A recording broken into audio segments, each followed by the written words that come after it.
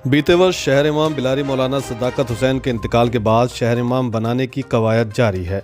कई लोगों ने इस मसले को अपने अपने ढंग से निपटाने के लिए कोशिशें की हैं, पर बिलारी के उलेमाओं में इस मसले पर किसी एक नाम को लेकर अब तक सहमति नहीं बन पाई है, जिस कारण बश इस मसले का हल अब तक नहीं निकल पाया है। इसी क्रम में फिर एक बार शहर इमाम बनाने की कवायद को तेज कर दिया गया है।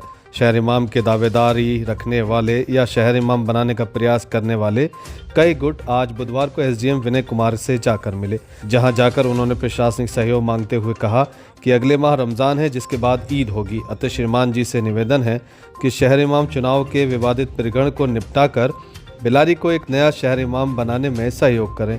इस प्रकरण में कई गुटों ने बारी बारी एसडीएम से मुलाकात की। देखिए फैक्टम की ये रिपोर्ट।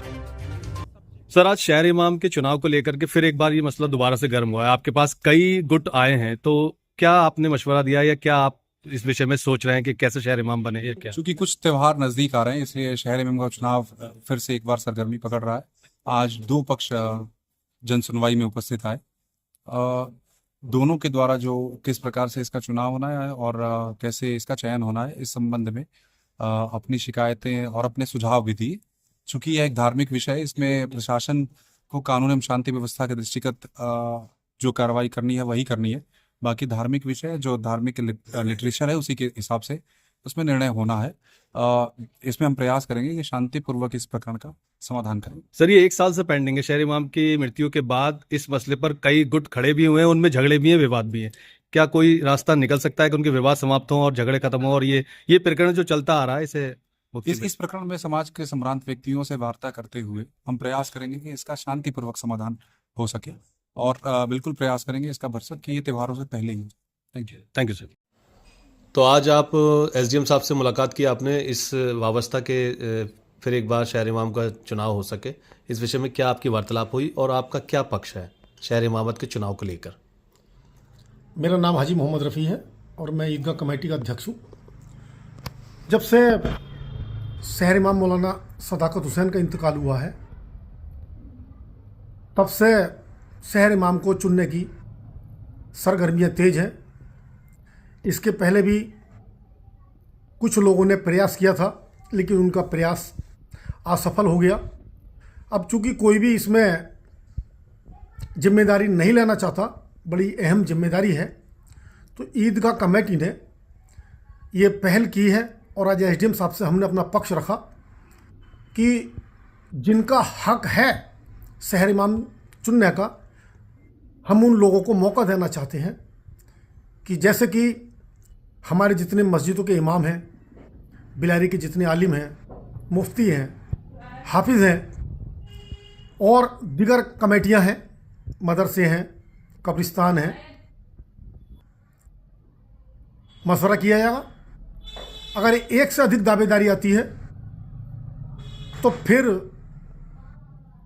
इसमें हम जो भी तरीका अपनाया जा सकता है, लेकिन हम इसमें एक पारदर्शिता रखना चाहते हैं कि सिर्फ ईदगाह कमेटी ये चाहती है कि जिसका भी चुनाव हो वो बड़ी नेक नियति से हो। हमारा किसी को समर्थन नहीं है। जो भी शहर इमाम चुना जाए वो शहर के अमन व अमान के लिए काम करे। तो आज उपजिलाधिकारी जी से क्या बात हुई आपकी? उन्होंने कहा कि आप इसमें पहल कीजिए और अपना एक क्राइटेरिया रखिए, आप उन लोगों की एक सूची बनाइए जो लोग इसमें वोटिंग कर सकते हो, समर्थन कर सकते हो, जो भी आप अपनी तरकीब अपनाएं और हमारा जो है आपको सहयोग रहेगा। शांति व्यवस्था बनाए रखने के लिए भी पुलिस बल की उपलब्धता रहेगी और बाकी ये बड़ा संगीन मसला है, इसीलिए इसमें 1 साल से शहर इमाम को चुनाव नहीं हुआ। मुफ्ती इकराम भी बुलाए जाएंगे बाहर से। इस विषय पर जो राजनीतिकरण है उस पर आप क्या कहना चाहेंगे? हम राजनीति के चक्कर में नहीं पड़ेंगे बिल्कुल भी, क्योंकि राजनीति अगर हुई तो ये शहर इमाम को चुनाव फिर नहीं होगा। क्योंकि हर राजनीतिक व्यक्ति ये चाहता है कि मेरे पक्ष का इमाम बन जाए और हम चाहते हैं कि सर्वसम्मति से शहर इमाम चुना जाए, वो किसी के पक्ष का ना हो बल्कि पूरे शहर का इमाम हो।